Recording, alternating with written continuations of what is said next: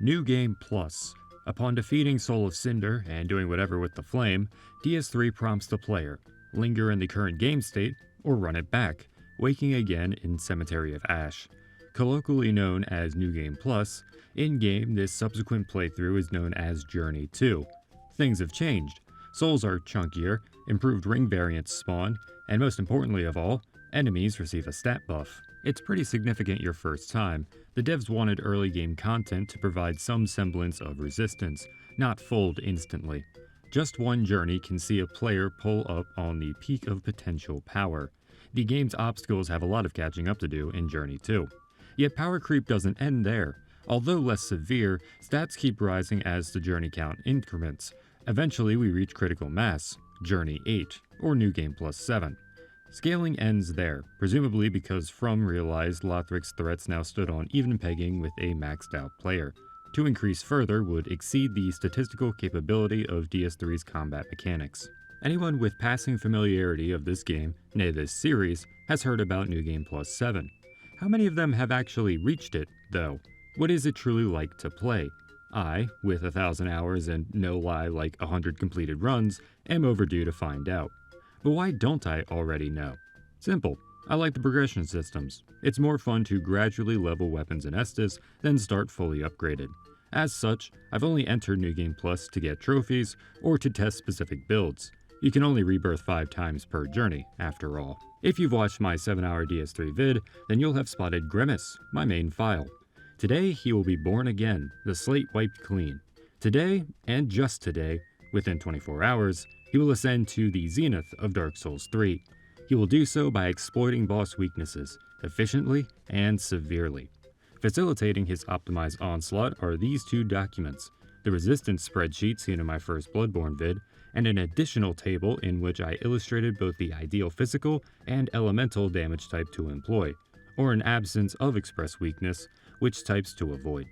Yeah, okay, theatrics aside, this experiment was just to test drive my newfangled resources. Let's pretend there is greater meaning in my impulsive actions. Get back on track.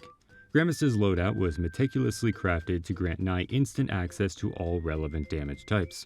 On the right, Heavy Exile Greatsword for Slash, Heavy War Pick for Pierce, and Executioners for Strike. On the left, Buckler for best parry frame data, Pyro Flame for Karthus Flame Arc Fire, and Crystal Chime for Dark Blade Dark, plus Lightning Blade Lightning, as well as utility in the form of Deep Protection Body Buff, eventually, Hidden Body Stealth bypassing mobbing, and Snap Freeze for Frostbite burst damage while lowering defense. Side note, I learned recently there's some misconceptions regarding Frost in DS3, that the mechanic doesn't offer the damage augmentation found in Elden Ring. Not so. It is different, 7% compared to 20%, but it is there. In Elden Ring, Vornt went from doing 687 to 813 versus Medir, 596 to 715 on Radahn 2, 502 to 603 on Radagon. A roughly 20% boost, presumably on the final damage calculation. In DS3, New Game Plus 7 Gale went from 310 to 332, New Game Plus 6 Watchers goes from 445 to 476, New Game Plus 6 Soul goes from 428 to 458. And my favorite, because I got a clean showcase, 451 on New Game Plus 6 Lothric, I proc Frost with Snap Freeze, then get 483, a roughly 7% boost. Also, the buff lasts 30 seconds like Elden Ring, to know why the wiki says 15, unless that's how PvP works. Half-Light and Gravetender are weak to fire, Wilhelm kinda stops magic. They're the only NPCs I fought with Snap Freeze equipped, so I don't have any evidence on hand to test that. Anyway, we did prove that Frost is real in DS3, but is a merely 7% worthwhile? I'd consider it a happy accident. Have Snap Freeze on hand for when a boss does a lengthy get-off-me attack, like Soul's Wombo Combo. New Game Plus 3, 419 damage to 448, again 7%. Gives you something productive to do when the boss is otherwise inaccessible.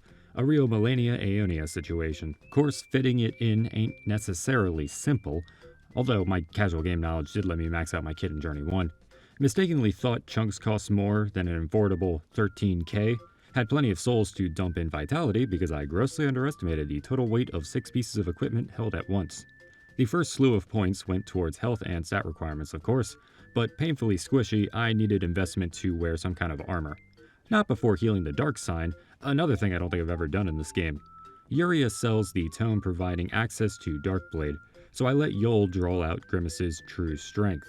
I wasn't about to look like beef jerky for the next 18 hours though. Fashion is a passion. 5 levels worth of souls were burned on skincare. Concerning armor, considering how hard it was to wear anything at all, heavy sets were off the table. Why not Havel's ring? Same reason I didn't go with light robes plus steel protection. Ring slots. Gotta have Lloyd's. Shield is underrated in both DS3 and Elden Ring. Slumbering is the other half of Stealth Souls, and Lingering reduced time loss in both reapplying buffs and lengthening damage boosts, getting more damage overall, shortening fights. Keeping those utility rings on at all times serves the same efficiency goal as the 6 equipped items. No menuing. Given these restrictions, I settled on Gale's set. Defense is kinda ass, get it because of the assless chaps, yet it makes up for it in lore relevance. Grimace repeatedly rises to the call of the Bell of Awakening. Unable to rest, he endlessly battles throughout the ages, until nothing remains. A true slave knight, and a fitting final foe for another slave knight. Armor locked in, strength was next. Pumped to a solid 40, it felt good since base stats were becoming rather weak. I was really feeling the stamina drain of these chunky weapons, so I threw some points towards endurance. Further improving utility, I leveled up attunement to get my 5th slot, adding snap freeze.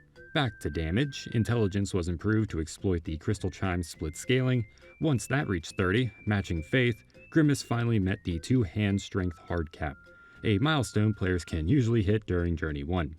Beyond this point, gains are less tangible, so I went for another attunement slot for deep protection, cause why not, and closed out with a few extra magic points. Levels became noticeably less plentiful as the journeys incremented, despite soul yields increasing. SL 100 took no time to achieve, yet 100 to 200 was an arduous climb. Pretty shocking coming off Elden Ring, where that number and relative power level is easily obtained. We'll circle back to this idea. Mind you, an obvious explanation exists for my plateauing level curve, swapping from all bosses to any percent. Journeys 1 and 2 beat all 25 combatants, and New Game Plus 2 began much the same, making a detour to kill Osiris and Champ. Averaging 2.5 hours per cycle, I was slated to just meet my 1-day time limit. Granted, bloating boss HP and likely death setbacks would have pushed me over inevitably. However, a factor manifested I never considered in planning. Boredom. Who knew playing the same content repeatedly with the same strats would get tedious?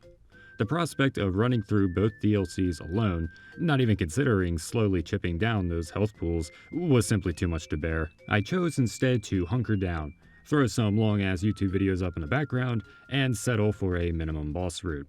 Having a distraction on my second monitor is bad for content, but I'm gonna be real, 10 hours in, any semblance of showmanship I possess on stream was long gone. Look at that face, there's a happy camper, relishing in this chance to play his favorite game. Now you could say it's a cop-out that I didn't really fully complete DS3 8 times, but surely I've exceeded expectations. Could you ask as much from any other man? I am a pig, but you cannot judge me. Anyway, in service of drinking that cup of poison, choke it down as quickly as possible, I worked out a pretty slick route in some pretty slick strats. A clean 80 minutes, Grimace starts by taking the quickest path to Vort, then hitting Dancer before leaving High Wall. We don't need items, head right through cemetery mobs, erase Udex with frozen lightning parries.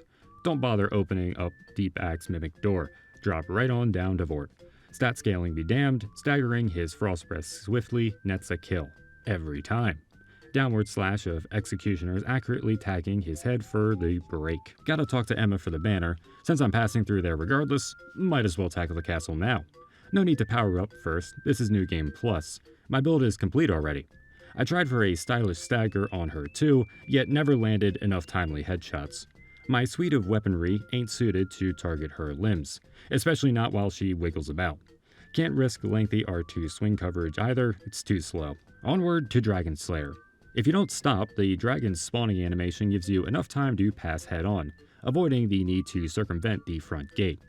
The armor itself benefits from Snap Freeze, punishing its passivity turtling behind the shield. You can go even further using Flame Arc, though I don't have a great showcase. The frost persists a good long while, and Dragon Slayer freezes fast. Stay within the cloud and jab away, rapidly draining HP via back-to-back procs. Locked out of Grand Archives, Grimace leaves Lothric Castle, ending that straight line. Warping to the gate to Undead Settlement, you can backtrack out of the cliff underside bonfire to fall right into the critical path, stealth slipping past the crowded choke point. You'll observe I don't always use Hidden Body during traversal. Some sections are safe, simple enough to run through while drawing aggro. Casting takes time, and lingering boosted buff still doesn't last long. Reapplying exacerbates time loss, as do deaths, like here against Watchers. Sometimes going too fast results in slower progress. Skipping bonfire lighting animations would be nice, but I may actually use that checkpoint, so I make the detour anyway.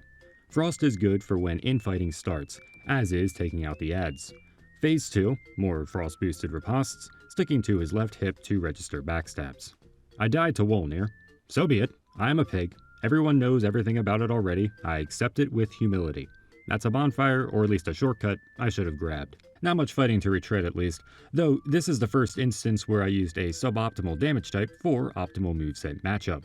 Partly since Wolnir is the only boss weakest to magic, an element absent from my build, but primarily because I seek higher single hit value from heavier exile. Meteor Charge R2 should break the bracelets quicker. Same can be said for Sullivan's Beast's Head, though I think my slash damage here is actually optimal. I can keep Exile out as this was Grimace's 7th journey, which means he got stopped at Irithyll, forgetting he was supposed to go left towards Deacons at the Road of Sacrifices. Strike is Sage's weakness too, yet I wanted higher DPS to chance a quick kill. I wasn't very successful, due to dealing too much damage, pushing him low enough to teleport. Maybe I shouldn't have frozen him. New Game Plus 5 and 6 went smoother, dropping him just low enough while Soul Mass prevented his escape, then parrying. Never got a 1 cycle, unfortunate, as was dying in Cathedral during Journey 3 and being sent way back because I didn't enter the Cleansing Chapel. The area poses a lot of danger in mobbing and from Deacons. However, potential time saves saw me experiment with eschewing shortcuts. More notably, I made a big discovery that only made my past gameplay look very bad. For years, I've been blown around as I try to tear Royce down. I'd always assumed it's a fact of life. Deacons are dumb, and thus require a boneheaded strategy. Of course, I've long since integrated luring technique to draw the crowd away from the Archdeacon's spawn. Delaying fireball span helps. More can, and should be done. Little did I know the blue Deacons, the ones casting force and the dreaded heal, either don't respawn, or simply take too long to do so. For years, I'd settled for peanuts, backstabbing Royce only to see that damage healed when I eventually get tossed away. When instead, I can exploit that opening animation to kill his staunchest defenders. Kill the blue Deacons first, and Royce is powerless to fight back. Finally, a true sitting duck. Definitely gonna do this in future SL1 runs. Now Grimace can enter Irithyll, and take a detour at Distant Manor to collect Yorm's cinders. Technically, the routing here is superfluous. I like the idea of clearing this offshoot before heading further up the city.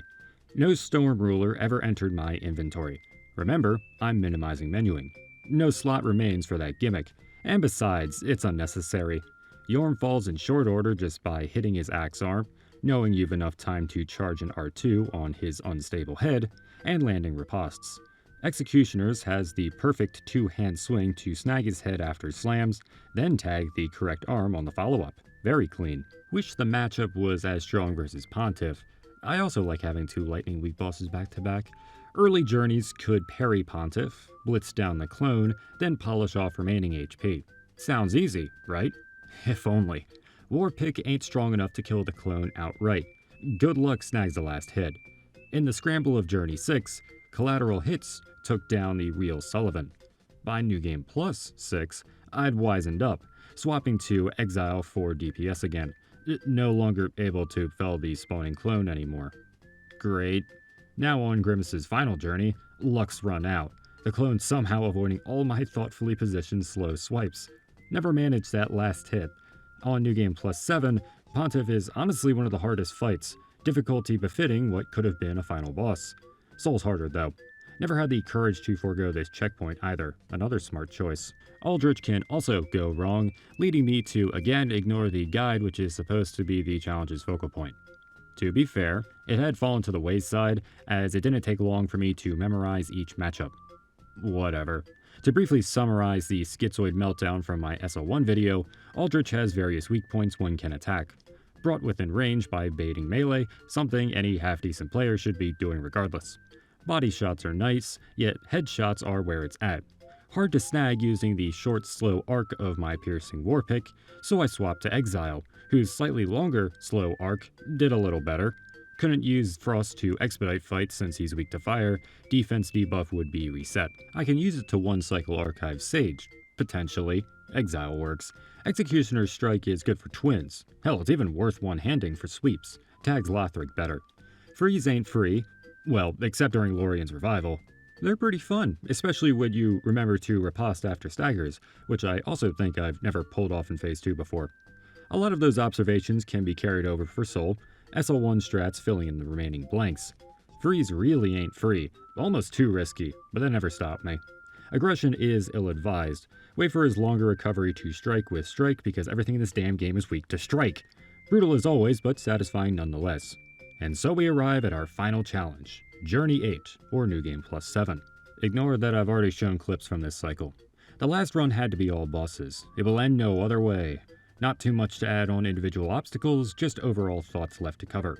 After all, these spongy stat boosts provide lengthy fights not dissimilar to SL1 runs, particularly in the DLC. Another reason to never do side content at level 1. The same experience can be found on Journey 8. You die in 1 to 2 hits either way. In light of the arrival of our challenging destination, the shackles of menuing have been released. I now permit myself to swap rings. Still not going to augment cast speed, sorely missed from my intermediate catalyst Belvine. No, defense will be boosted. Higher tier stoneplate rings found in incremented cycles find use.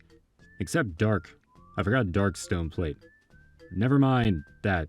The important thing here is that scaling has reduced the margin of error. Enemies have surpassed the strength of player soft and hard caps. Juicing up via buffs is no longer a luxury, a means to speed up progress, but an expectation for competition. It's like the jump from normal to hard in Persona. Or I guess the jump from Persona to SMT. Or maybe I should just circle back to my previous setup and compare New Game Plus 7 DS3 to Elden Ring's balance. In that future title's toughest battles, the game expects you to be using all that junk you neurotically gathered in the open world to attain victory. Your pure melee build better have Warcry, or better yet Resonance, to put a dent in a god and or a lord. Plus you ought to be chomping on meat, be it crab or liver, if you wish to survive. DS3, compared to From's catalog, is famously flexible. Anything works, thus earning the game's false impression of shallow depth, as uninquisitive casual players never experiment, never exploring combat's nuance. Journey 8 punishes that ignorance. It tests the player's game knowledge, their layered application of each available system. Reflect on all the various elements Grimace used to overcome these 8 endless cycles. Physical damage types, elemental weaknesses, limb stackers, parrying, frostbite, Lloyd, stealth.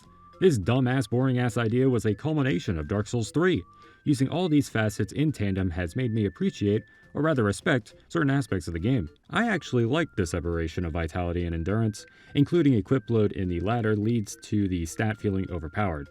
Or, the added stamina becomes incidental, almost irrelevant, as I only touch the stat to improve rolling. In 3, vitality serves as a necessary evil. Greater defense, poise, and options in combat is useful, but can you afford the weight of those tools? Will it cut into other necessary stat investment? By contrast, I really dig the combination of attunement slots and FP. Slots aren't plentiful, there's heaps of opportunity cost using the Deep Ring. Heavy investment is needed for broad magic kit, like physical was with vitality. Yet here convenience is more relevant. I can't just equip whatever I'm missing whenever, I gotta have those slots. Gaining extra casts by leveling towards my next slot encourages said investment. Having tons of blue to spend between bonfires and an allotted flask allowed for frequent use of spells I could now equip. Quite nice. Optimizing stat matchups bore fruit, but optional bosses upset that framing. Old Demon Strike was fine, swapping for Nameless worked too. Slash is always great versus Demon Prince, and of course Madeira and Pierce. Champ can still be parried to death, though dueling normally may have been faster. Regular strikes hit as hard as criticals. Frida is where I started to doubt the marginal boost. Hammers struggle to reach past her Scythe's area denial. When I do, reward is minimal. Exile, for the millionth time, sees action providing high single hit damage, improving interactions, while big poise health outmuscles traits. For those reasons, as well as improved coverage, it's ideal for NPCs, such as Gravetender and Half-Light. Gale 2 betrays the meta, Warpick feeling way more comfortable, though you could chalk that up to personal taste. Taking a closer look at the numbers, disparity between the highest and lowest resistance may be large. General comparison often isn't. A few points hardly changes things, at least not as much as changing weapon archetypes, light to heavyweight. Now I circle back to our early Frost tangent, which reveals its true purpose. Haha! 7% is barely better. Why bother? Why bother swapping physical types? Why bother with deep protection? All these small augments add up, producing results, right? I don't know. Maybe solely wielding Gothards was the play. Hard to quantify, in both theory and side-by-side comparison. I guess I could have run it all over again, then compared splits. Go in post to line up individual boss fights. Or if nothing else, have Grimace in his current state do a playthrough with those paired straight swords. He has collected a good few alongside the Archives key. All arguments refuted by our previous epiphany. Boredom. Not now, at least, not now. Not now from me. Should you try Journey 1 through 8 and want it? No, again, boredom. It's not fun. Should you reach New Game Plus 7 at all, perhaps with healthier playing habits? Yeah, absolutely. Each cycle grants the opportunity to explore DS3 deeper, to further expand your build and experiment.